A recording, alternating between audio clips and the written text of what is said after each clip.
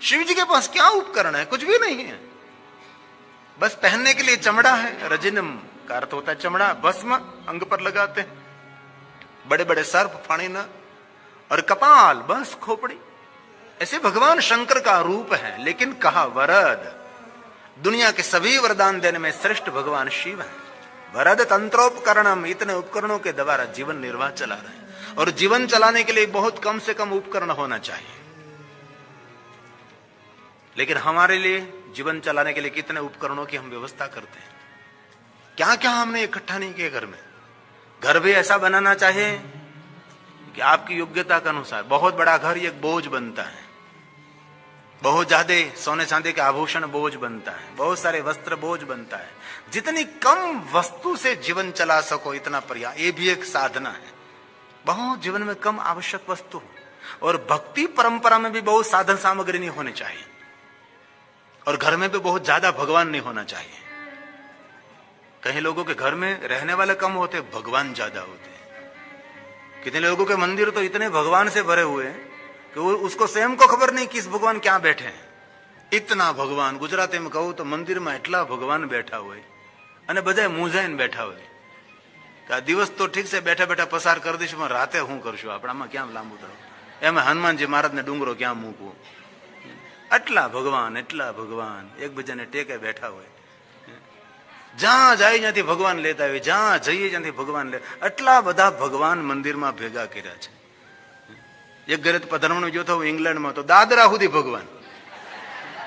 મેં કીધું આ ચક નીચે ઉતરી જાય ને હવે। એટલા ભગવાન એકદમ નજરે જોયેલો આ વાત છે, ખબર આ બધા સાક્ષી છે। એટલા ભગવાન। પાછું મને કહેતો હતો બાપુ આ તમે કથા નહીં કહેતા। મેં કીધું તારા દેશમાં નહીં તો બીજા દેશમાં કહીશ। એટલા ભગવાન। हमारे सनातनी परंपरा में कितने भगवान हैं? 5 बस, सब कुछ इसमें आ गया। हमारी सनातनी परंपरा में 5 परमात्मा की महिमा मानी है। एक भगवान शंकर जी, गणेश जी, मां भवानी और सूर्य नारायण, भगवान विष्णु, हो गया सब कुछ। और साधना मार्ग में बहुत सारे सामग्री रखोगे तो डिस्टर्ब हो जाओगे। बस एक मंत्र हो, एक माला हो, एक आसन हो गई भक्ति की, बस। और कुछ का आवश्यकता ही नहीं। गुरु महाराज ने दिया हुआ एक मंत्र है और एक सुंदर रुद्राक्ष की माला हो और सुंदर आपका आसन हो। बस कहीं भी गए, स्नान कर लिया, सुंदर स्थान की शोध कर ली, बैठ गई, आसन जमा कर, बस एक माला कर ली, हो गई भक्ति। बहुत सारे साधन सामग्री रखने से भक्ति में भी विक्षेप रहता है। और उनसे भी कम साधन रखना है तो कोई जरूर नहीं।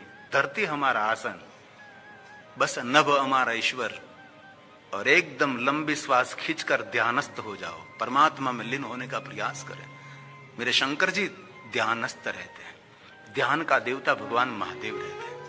अभी थोड़े महीनों के पहले कोई मेरा इंटरव्यू लेने के लिए आए थे, कोई ध्यान मार्ग के कोई महात्मा थे। तो उसको प्रोत्साहित करने के लिए मुझे उसके बारे में कुछ बोलना था, तो ध्यान के बारे में बोलना था। तो मैंने कहा और कुछ तो मैं नहीं बोल सकता, लेकिन एक बात मैं जरूर कहता हूं कि हर शिवालय का गर्भगृह ये ध्यान का श्रेष्ठ केंद्र है। कहीं भी ध्यान केंद्र आप निर्माण न कर सको, लेकिन शिवालय का गर्भगृह सबसे बड़ा ध्यान केंद्र है। लेकिन हमने शिवालय का गर्भगृह ध्यान केंद्र नहीं बनाया, हमने शिवालय का गर्भगृह हमने पूजा का केंद्र बना दिया। जरूर पूजा करनी चाहिए, पूजा की महिमा है, लेकिन पूजा किसके लिए है? जिनका मन भ्रमित है, जिनका मन भटक रहा है, इधर उधर विचलित हो गया जिनका मन, उनके लिए पूजा क्यों है? कि पूजा करने से भगवान में उसका मन लगने का प्रयास होता है। इसलिए पूजा हमारी परंपरा नहीं है, ध्यान हमारी परंपरा है। और एक दूसरी बात, मूर्ति पूजा हमारी परंपरा नहीं, हमारी परंपरा ओमकार परंपरा है। निरंतर हम ओम का नाद करते करते उसमें लीन हो जाते हैं। और जो मनुष्य सुबह में 20 मिनट अथवा 10 मिनट अथवा 7 मिनट जो ओमकार का नाद करते, तो उनके शरीर में बहुत सारी शक्ति मिलती है। आपके अंग में कोई रोग नहीं रहेगा, आप बिल्कुल आरोग्यवंत मन और तन से प्रफुल्लित आह्लादित रहोगे।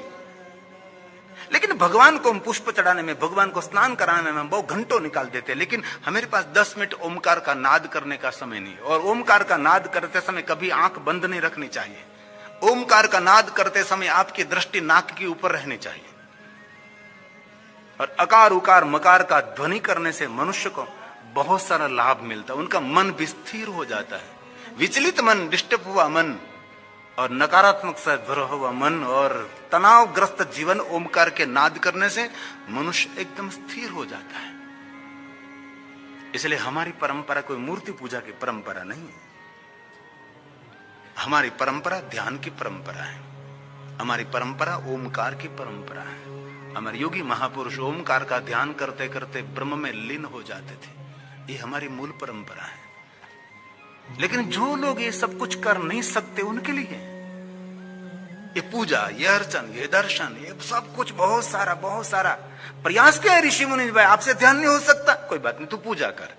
आपसे ध्यान नहीं हो सकता, तू ये क्रिया कर। लेकिन कोई भी मार्ग से शिव तक पहुंचने का प्रयास किया है। लेकिन शिव तक पहुंचने के लिए श्रेष्ठ प्रयास हैं ओमकार बिंदु संयुक्तम नित्यम ध्यायन्ते योगिना। पूजा न हो सके, अर्चन न हो सके, कुछ भी आपसे न हो सके तो कम से कम सुबह में प्रातःकाल उठकर ओमकार का नाद करें। इनमें कभी स्नान न हो सके तो भी कोई बात नहीं, स्नान करने के बाद करना चाहिए। लेकिन न हो सके तो भी आप ओमकार का नाद कर सकते हैं, क्योंकि ओमकार का नाद ही स्वयं आपको स्नान कराने वाला, आपको पवित्र करने वाला है। ये वायु और वायुमंडल और चित्त मंडल को पवित्र करने के लिए श्रेष्ठ हमारा मूल मंत्र है, जिनको सूक्ष्म प्रणव कहा गया, प्रपंच में से तारने वाला ये मंत्र अकार उकार मकार है। ये मूल है, महादेव के मुख में से प्रकट हुआ, ये महादेव का स्वरूप है। और ओम कहीं भी लिखा हो, ओम का आप दृष्टि करो तो ओम को देखने से शिव की ही स्मृति होगी। ओम को देखने से अन्य कोई देवताओं की कभी मानस पट पर स्मृति नहीं हो सकती। ओम को देखते ही भगवान शिव की ही स्मृति होती है, क्योंकि ओम के साथ महादेव संपूर्ण है। और कोई भी देवी देवताओं का मंत्र है, ओम के बिना ये देवी देवताओं का मंत्र अधूरा है। अकार उकार मकार के बिना कोई भी मंत्र ये पूर्ण नहीं होता। इसलिए हमारी परंपरा, पूजा परंपरा, अर्चन परंपरा, दर्शन परंपरा से पहले हमारी परंपरा ध्यान परंपरा है। इसलिए पूजा की सामग्री कम रखो, एक आसन, एक माला और एक मंत्र, उनसे भी कम रख सकते। सिर्फ ओमकार का नाद, बस इनमें सब कुछ आ जाएगा। ध्वनि के साथ ओमकार का नाद करने से विचार शून्य हो जाओगे आप। और विचार शून्य ये जीवन में श्रेष्ठ अवस्था है। वाणी का मौन श्रेष्ठ है, लेकिन मन का मौन उनसे भी श्रेष्ठ है। विचारों को केंद्रित करना, विचारों को संपूर्ण समाप्त कर देना, वो जीवन में सबसे बड़ी उपलब्धि है। ये ओमकार के नाद से विचार समाप्त हो जाएंगे। ये हमारी भगवान महादेव की श्रेष्ठ परंपरा है। इसलिए शिव के जीवन चरित्र में देखते हैं, बाबा ने उपकरण बहुत कम रखे, तंत्रोपकरणम। दुनिया को बहुत कुछ दिया है। और एक बात मैं दिल से कहना चाहता हूं, सारी दुनिया ने महादेव ने वरदान दिया है। कोई ऐसा देव नहीं कि शंकर भगवान के आगे वरदान मांगने के लिए नहीं गए। सभी देवता, सभी ऋषि मुनि, सब ने महादेव के आगे मांगा है। लेकिन महादेव कभी किसी के आगे मांगने के लिए नहीं गए। एक शंकर ऐसे देव कभी नहीं। भवत भ्रू प्रणहिता, ये पुष्पदंत का, ये पुष्पदंत ने गाया है। देवताओं के पास इतना वैभव, इतनी समृद्धि है, वो कहां से आई? सुरास्ताम ताम वृंदी ददति तु भवत भ्रू प्रणहिता। अपनी भ्रू के इशारे मात्र से सभी देवताओं को इतनी समृद्धि दे दी। और स्वयं नहीं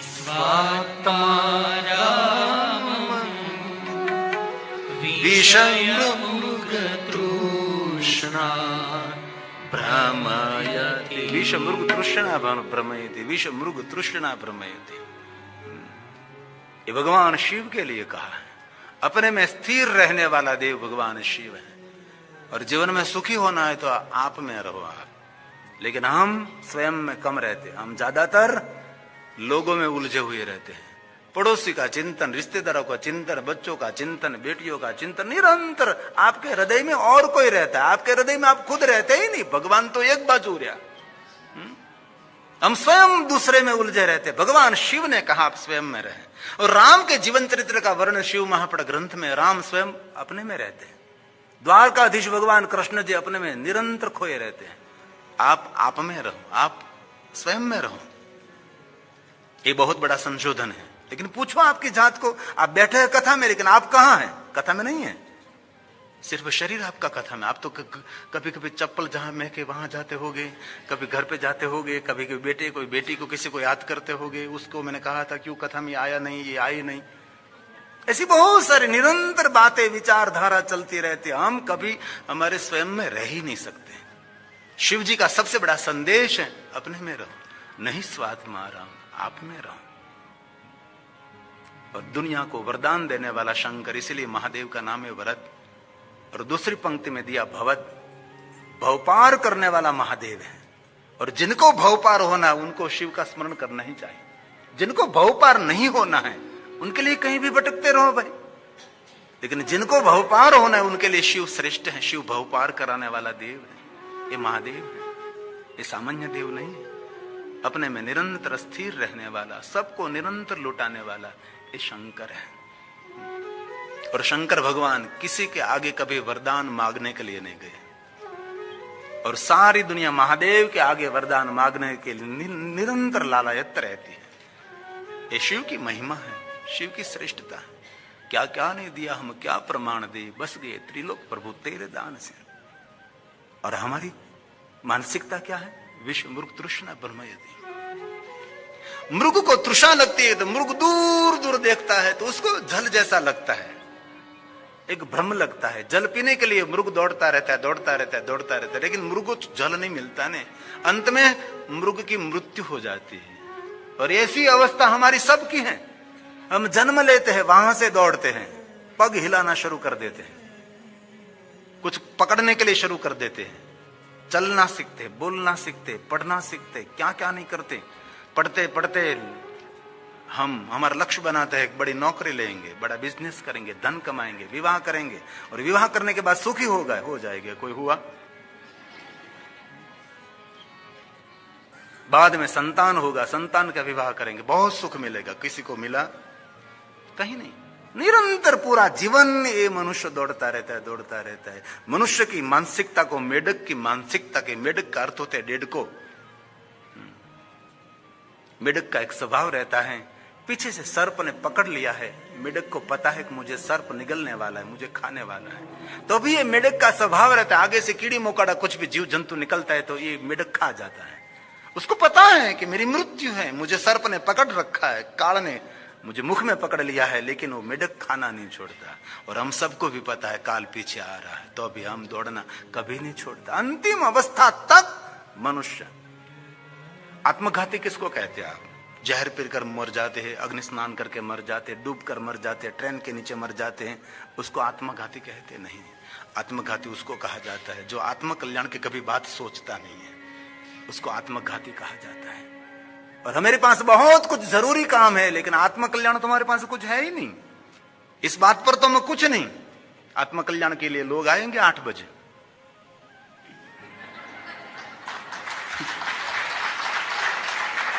ये सबसे बड़ा आत्म कल्याण। उससे बड़ा आत्म कल्याण क्या हो सकता है? वो भी बड़ी बात है ना। कम से कम मेरे जलाराम बापा का प्रसाद खाएंगे तो उसको आत्म कल्याण करने की इसको मति और वृत्ति तो मिलेगी, कम से कम प्रसाद खाकर। और शास्त्रों में कहा सबसे बड़ा मूर्ख उनको मानना चाहिए अपने आत्म कल्याण के लिए कोई प्रवृत्ति नहीं करता, नहीं ध्यान करता, नहीं पूजा करता, नहीं अर्चन करता, नहीं सेवा करता, न दान करता, न उपकार करता, न जप करता, न तप करता, न दान कर, कोई यज्ञ करता, कोई तीर्थ यात्रा, कुछ भी आत्म कल्याण के लिए प्रवृत्त नहीं हो, सबसे बड़ा मूर्ख है। कितना ही पढ़ा लिखा हो, लेकिन आत्म कल्याण के तरफ जिनकी कोई वृत्ति, कोई स्फूर्ति जिनकी जागृत नहीं हुई है, वो मनुष्य सबसे बड़ा मूर्ख कहलाता है। इसलिए आत्म कल्याण की ओर थोड़ी सी आपकी मति प्रवृत्त होनी चाहिए। और एक दूसरी बात, हमारी सनातनी परंपरा ईश्वर का खोज करने के लिए, सनातनी परंपरा नहीं है भाई। कोई कहे मैं ईश्वर की खोज कर रहा हूं, अरे विराट विश्व में ईश्वर कहां मिलेगा आपको? अवकाश यात्री कहते हैं कि इस ब्रह्मांड में पृथ्वी की कोई अवस्था ही नहीं, कोई है ही नहीं कुछ। हमारे शास्त्रों में कहा कि पृथ्वी इस ब्रह्मांड में रज के समान है। रज मतलब सीधी आंख के द्वारा देख न सको, उनको रज कहते हैं। राय के दाने से भी एकदम नहीवत, इतनी बस ये पृथ्वी है। और अंतरिक्ष यात्री कहते हैं कि हम अंतरिक्ष में गए हो और हमारी पृथ्वी से बहुत सारी बड़ी 50,000 पृथ्वी की फोटो लेकर हम आए, और 50,000 पृथ्वी की फोटो हमने खींची, इसमें हमारी पृथ्वी की कोई गणना ही नहीं। इतनी छोटी पृथ्वी हमारी है। कितने बड़े ग्रह, कितना बड़ा ये आकाश, कितने बड़े गैलेक्सी, क्या क्या है इसमें। और इसमें हमारी आयु क्षणभंगुर है, एक थोड़ी सी आयु है। क्या ईश्वर को खोज करने के लिए जाएंगे? सूर्य एक नहीं, करोड़ों सूर्य है भाई। अखिल ब्रह्मांड है, अनंत कोटि ब्रह्मांड है। अनंत कोटि ब्रह्मांड का ईश्वर कहां होता, कैसा होता है? इसलिए हमारी परंपरा ईश्वर की खोज करने की परंपरा नहीं, हमारी परंपरा हमारे स्वयं की खोज करने की परंपरा है।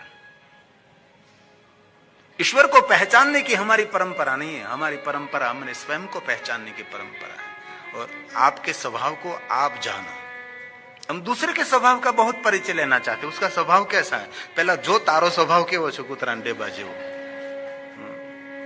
हमारे स्वयं का हम परिचय करें, हमारा खुद का हम परिचय करें। जागता हुआ पुरुष, जागता हुआ पुरुष, निरंतर जागता हुआ पुरुष।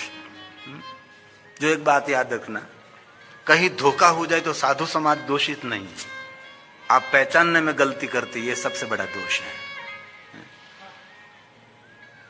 कहीं धोखा हो जाए जिसमें साधु समाज की कोई गलती नहीं है, क्योंकि हीरे के स्पेशल कोई खदान नहीं होती, कोयले के खदान में से हीरे निकलते हैं। जवेरी उनको नहीं कहा जाता कि दुकान पर जो हीरे बेचते हैं उसको जवेरी नहीं कहा जाता, उसको तो व्यापारी कहा जाता है। जवेरी तो उनको कहा जाता है कि कोयले की खदान में से पहचान करते कि हीरा है कोयला नहीं है, उसको जवेरी कहा जाता है। जिम्मेदारी हमारी है कोयले की खदान में से हीरे को पहचानना। बाकी कुछ धोखा हो जाता है तो आप पूरे साधु समाज को दोषित कर देते हैं। पहचानने में आप गलती करते हैं, कोई साधु की कोई गलती नहीं है। और स्पेशल कोई खदान हमने हीरे की नहीं देखी। हीरे की खदान में साथे कोयले रहते हैं, इनके साथ ही हीरा रहता है। इसलिए पहचानना ये हमारी जिम्मेदारी रहती है। इसलिए कोई जागरूक पुरुष, कोई श्रेष्ठ पुरुष मिले जीवन में तो हमको जगाता रहता है, भाई ये नहीं करना, ये नहीं करना, ये करो, ऐसे करो, ऐसे करो, यही करो। तो हमारी मनुष्य की एक मानसिकता है, निरंतर दौड़ते रहते हैं। इसलिए पुष्पदन ने कह दिया, विष मृग तृष्णा भ्रमयते, हम भ्रमित रहते, निरंतर दौड़ते रहे, निरंतर दौड़ते रहते। अंत में हाथ में कुछ भी नहीं रहता, कुछ भी नहीं रहता। इसलिए थोड़ा सा समय निकालकर प्रातःकाल उठकर थोड़ा सा ध्यान करें, थोड़ा सा प्राणायाम करें, व्यायाम करें। और भगवान ने सुंदर शरीर दिया है, उसका जतन करें। भगवान ने दी हुई भेंट है। और एक बात कहूं, ईश्वर का हमारे लिए सबसे बड़ा सम्मान क्या है? मनुष्य शरीर दिया है, वो सबसे बड़ा सम्मान ईश्वर ने हमारा किया है। बाकी हम पशु बने होत तो, पक्षी बने होत तो, प्राणी बने होत तो क्या हमारी हालत होगी, क्या घोंसले में रहते होगे हम लोग। इसलिए परमात्मा ने हमारा सबसे बड़ा सम्मान किया है कि मनुष्य शरीर दिया। दुर्लभो मनुष्य देहो, दुर्लभ है। साधन धाम मोक्ष कर द्वारा, परमात्मा तक पहुंचने के लिए सबसे बड़ा साधन ये शरीर है। साधन धाम, ये रामचरितमानस, ये तुलसी ने कहा है कि ईश्वर तक पहुंचने के लिए अवसर है, मनुष्य शरीर है। और कोई भी योनि में हम भटक गए, वहां ईश्वर की हम साधना नहीं कर सकते। एक मनुष्य ऐसा प्राणी है, ईश्वर की साधना कर सकता है, उपासना अनुष्ठान कर सकता है। ये तुलसी का प्रसाद है।